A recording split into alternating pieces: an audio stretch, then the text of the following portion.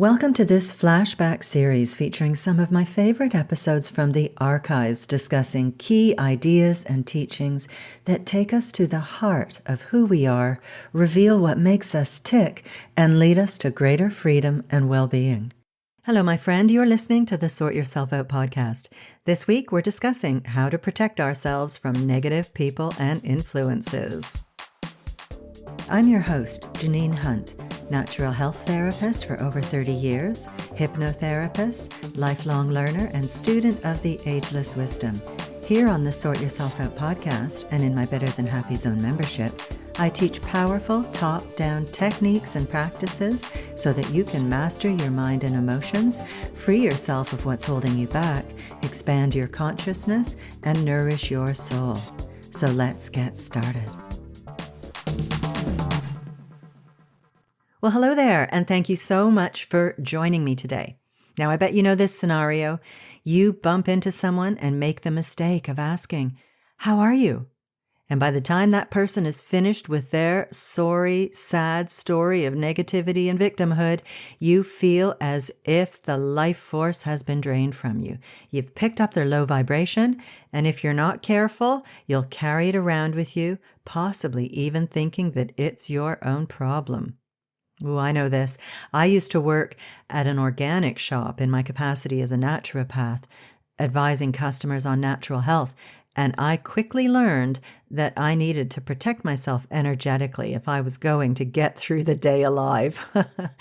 Being around so many people who were unwell, whether it was physically, emotionally, or mentally, was really quite challenging. Now, don't get me wrong, not everyone was a downer. There were some clients who were a true inspiration in how they handled really scary and serious health problems with an amazing, upbeat, and positive attitude. And others, not so much. I'd want to run and hide when I saw certain people coming, those energy vampires who, time after time, wanted to talk endlessly about their problems, while not actually being willing to do anything about them. Now, to a fixer like me, these people simultaneously sucked the life out of me and had me banging my head against the wall. And sometimes I saw them year after year, and nothing ever changed for them. It's not just people we need to protect ourselves from, though. There are negative ideas floating around in the ether, and if we connect with these, they can mess us up. In recent months with the coronavirus, there's been a lot of fear and anxiety swirling around. And I don't know about you, but I have felt very sensitive to all of this angst. And I'll admit, I was really surprised at this reaction in myself because normally I'm pretty good at observing and managing my thoughts and emotions. But this world situation has been shaking me up energetically. I feel like my feathers are constantly being ruffled, and I've had to constantly recalibrate and make an extra effort to manage myself and not be so affected by the negative energy. You empaths out there know what I mean. And when we start doing inner work to sort ourselves out, it results in a refinement of our vehicles of expression. Now, these are the physical body, the emotional or astral body, and the mental body. These are our instrument that the soul uses to express itself in the physical world. So here's a really interesting quotation about this from The Light of the Soul by Alice Bailey. I quote, "The greater the refinement of the human vehicle, the greater the response of the nervous system to the pairs of opposites, pain and pleasure. As a man progresses and rises on the ladder of evolution in the human family, it becomes apparent that his capacity to appreciate sorrow or joy is greatly increased. This becomes terribly true in the case of an aspirant and of a disciple. His sense of values becomes so acute and his physical vehicle so sensitized that he suffers more than the average man. This serves to drive him forward with increasing activity in his search. His response to outer contacts is ever more rapid, and his capacity for pain, physical and emotional, becomes greatly increased. The capacity of the race to suffer is due to the development and refinement of the physical vehicle and to the evolution of the body of feeling, the astral. Wow. So I find that really interesting. And it just goes to show that as we raise our consciousness and our awareness and have this increased sensitivity, we need to take care to protect ourselves even more. One part I do like about that, though, is that we have an increased capacity to feel joy. It's not all bad. It's an increased sensitivity overall. So anyhow, that's what I want to talk about today. I want to talk about ways that we can protect ourselves and to keep our energies clear and untainted by other people and outside influences. So firstly, if we want to get out of our heads and emotions, we need to ground ourselves. Now, a really easy method is to imagine that you have roots coming out of your feet that reach down deep into the earth. Now, this is great to do if you've just seen the news and it's really thrown you into a tiz, or any time that you're feeling destabilized by someone or something. So do this several times a day to restabilize yourself.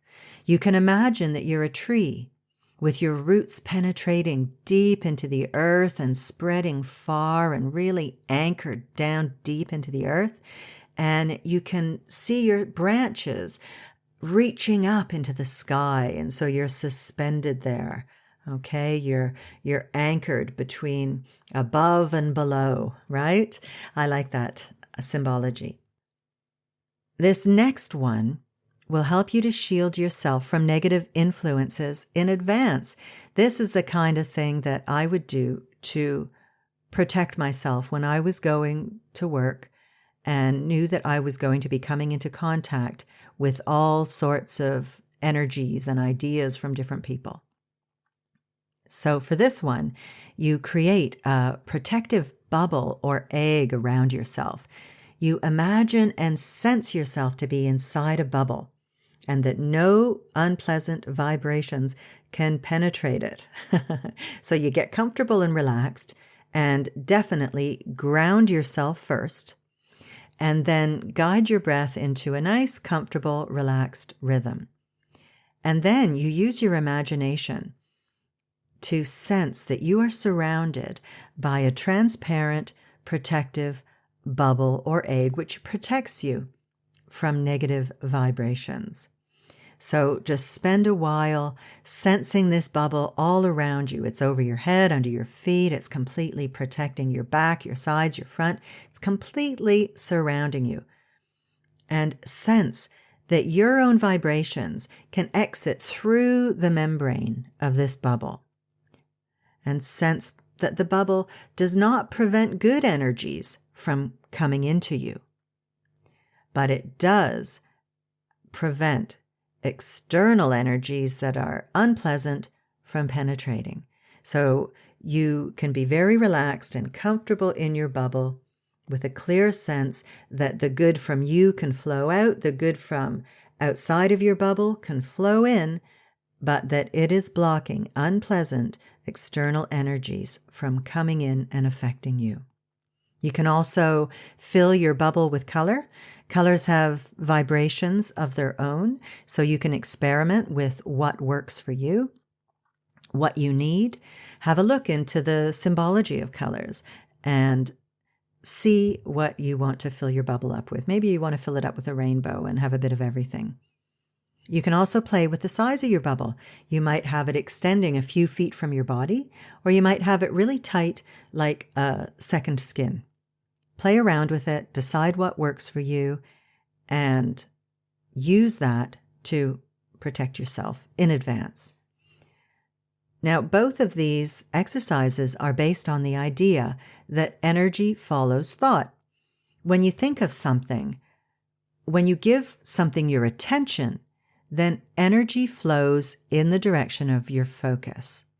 So you can use your mind and imagination to create specific energy movements and atmospheres. So the ability to work with energy this way is one of our amazing capacities of being a human being. Now, these practices will get stronger with practice. So in the beginning, you may need to reinforce your bubble or to reground yourself several times a day. You might need to do it every hour, like just check in with yourself and take note of whether you're still feeling grounded, or if you notice that people's vibes are starting to get to you, then you may need to reinforce your bubble. Basically, just do the practice again, okay?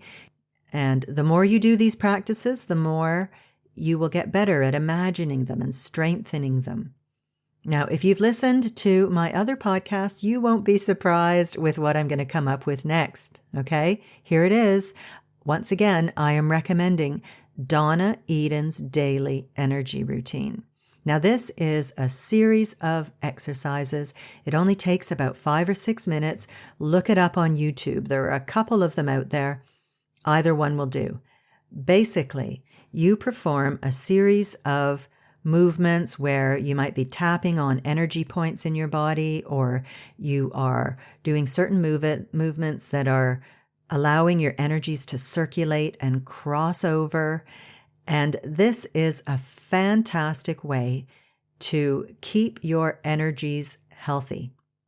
Now, you might have heard me talk before as well about the etheric body, or our energy body. And basically, this is the blueprint of our physical body. It comes before our physical body. Now, generally, any kind of illness that is going to manifest in the physical body is first apparent in the energy body. It first shows up as a blockage within your energy body. So it just makes sense to do Donna Eden's daily energy routine and clear out all the crap, okay? Just do it willy-nilly. It only takes a few minutes. And clear out your energy system on a daily basis before things have a chance to install themselves in your physical body. So another way to get your energy flowing is to exercise. And even if it's not like a formal exercise routine, you can just get moving, jump around a bit, shake your body, stretch, dance, just wobble your body around, shake it out. And this as well can give you a little shift in your energy and allow you to shake off a nasty feeling you might have picked up from somebody, or that's just kind of installed itself in your mind. Really quick way to move something quickly through your body. Another thing that I really like is a sea salt bath. Oh, I spent years wallowing in the bath when I first quit drinking. Now, a sea salt bath is great. Sea salt helps to absorb negative energy and heavy depressed energies. And it also is really great for detoxifying the body. It's really remineralizing. So it's good for relaxing you and cleansing you and detoxifying you on all levels. And if you want to make it extra nice, you can add some essential oils to your bath for extra energy cleansing and calming and relaxing and mood lifting powers. Okay, I like a bit of lavender. You need to be careful though. Some essential oils can be irritating. So you might want a good way to eliminate that irritation is to take some rubbing alcohol and pour some alcohol into the cap of the alcohol bottle. And then you add your essential oils to that. And that way they will disperse in the water. If you don't disperse them first in either oil or alcohol, then the droplets of essential oil just tend to float around on the top of the water. And if they are irritant to the skin, then you will know it, you will feel it. But generally, if you disperse them first in some alcohol or oil, then they will not be irritating to you. Another thing you can do is take a shower and just visualize the water cleansing your energy system of all the stuck and negative energies, and just imagine them pouring down the drain, and see and feel that your energy body is refreshed and sparkling after that shower. Now here's one for those second-hand clothes you brought home from the thrift store. Did you know that they contain the energy of the last owner? Well, that's a bit creepy. So you want to clear that energy out. So obviously you're going to wash them, right? Anyhow, I just want to give you this quote by William Bloom from his book, Psychic Protection. Here we go. All solid materials can hold an atmosphere because there is space within its atomic structure which can absorb a particular quality or vibration. To remove that vibration, we therefore need to do something that energetically goes into the fabric of the place, object, or person to genuinely shift it. So we can be quite logical about psychic cleansing if we focus on the essential principle. There is an atmosphere locked into some space which needs to be set in motion so that it moves on. Some people worry that releasing atmospheres in this way pollutes the planet with negative energy. This is not so, because in nearly all cases, once the energy is moving, it becomes healthy simply because it is moving. So we want to clear those old energies away. So obviously, wash the clothes and give them an airing if you can. I like to hang them up on the line outside to dry, and that way they get the extra purifying power of the sun and the wind. Now, you can also clear rooms and spaces of negative vibrations or the atmospheres left in a room after an argument or a traumatic event. You can sound a Tibetan singing bowl in all corners of the room and around the center of the room as well. Another thing you can do is fill a mug with boiling water and add a few drops of essential oils like lavender or lemon or whatever you have to hand and like the smell of, and you can allow them to purify the atmosphere.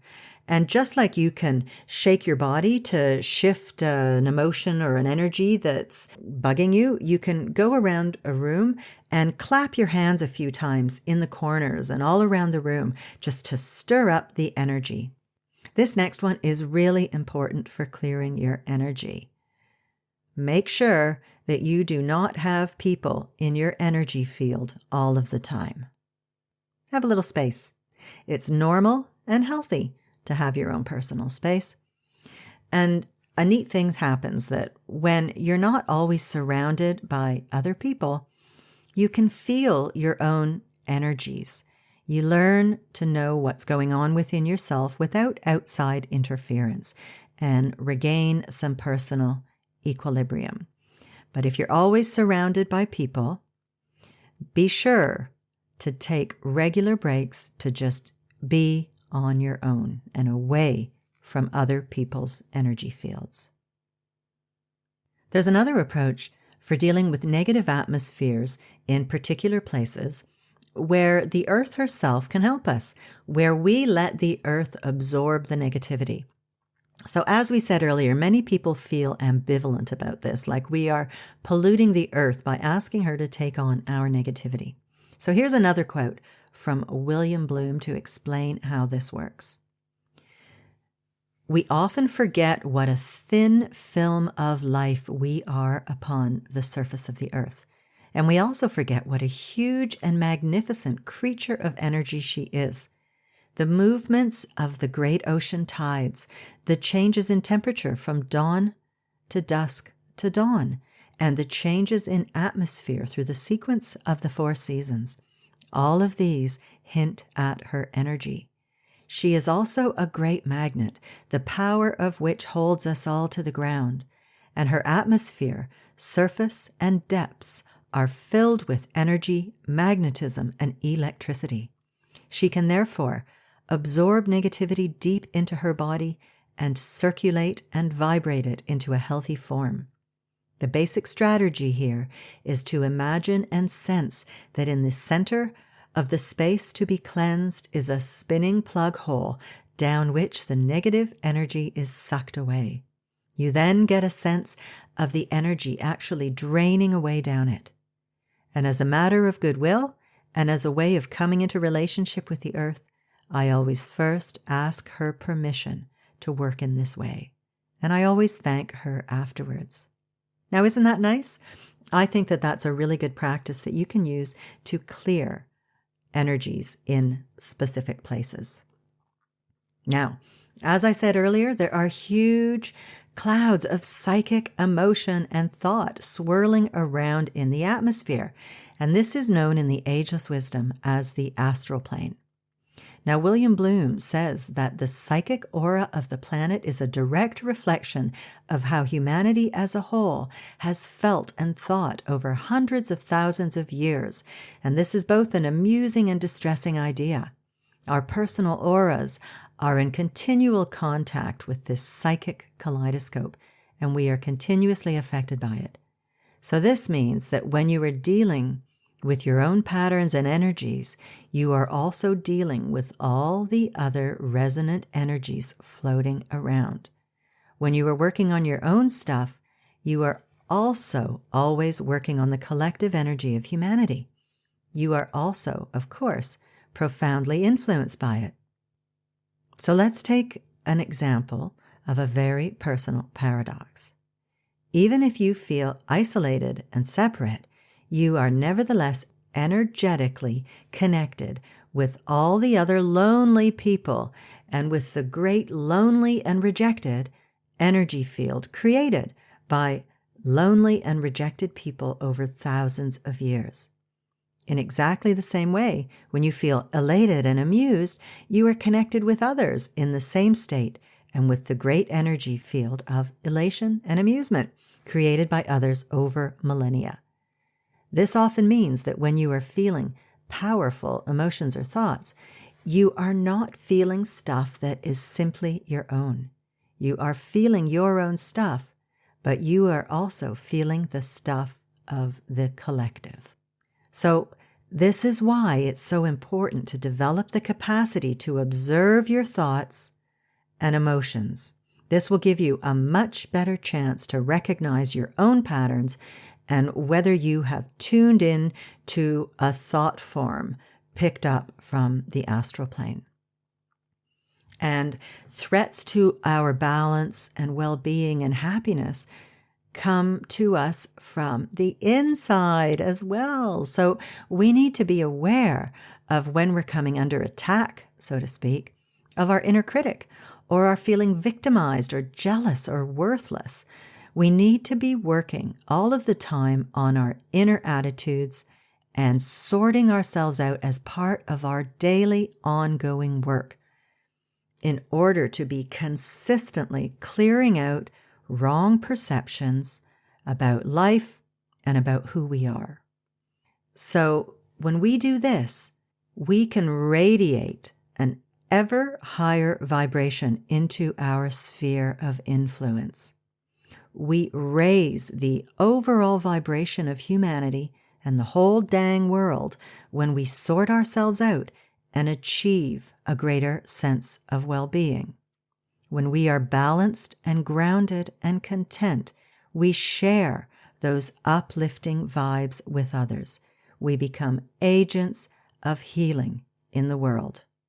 Now here's one more quote from William Bloom before I wrap this baby up. To one degree or another, for better and for worse, you are always unconsciously channeling some vibration into the atmosphere. Part of doing energy work effectively is to be a consistently good energy yourself. So remember my motto: uplift yourself, inspire others, transform the world. Now, these are not just three separate statements. They are a path, and each one leads to the other. When you uplift yourself, you naturally inspire others, and they too are touched by that and uplifted. And this is the way that one by one and collectively that we transform the world for the better. Okay, my friend, on that lovely thought, I am going to leave it for today. I hope you've found this helpful and like you've now got some tools and techniques to manage negative people and influences and all of those energies that make up those shadow parts of ourselves that we need to release and let go. Now, I have a free guided meditation for you this week that you can download to help you with your energy work and cleansing. It's called the Quantum Liberation Spa, where we cleanse old stuck energies and outmoded beliefs from all levels of your being. And get this, we restore the divine blueprint of optimal function, balance, harmony, and wholeness. Nice! And we even create a powerful anchor that you can use to access your heightened state of well-being that you're experiencing in the Quantum Liberation Spa whenever and wherever you want. So I want you to download this free guided meditation and put aside 20 minutes of me time so you can refresh and rejuvenate at the Quantum Liberation Spa. I'll put a link to it in the show notes, or you can get it at theinspirationcloud.com/SYO26.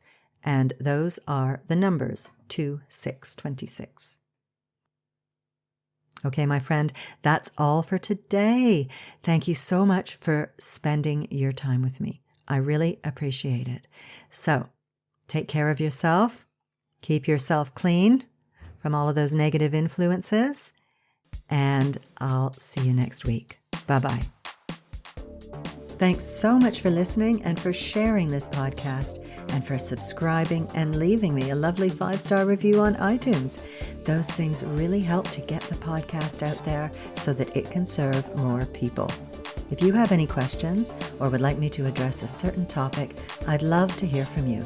You can email me at info@theinspirationcloud.com. Thanks again, and I'll see you next week.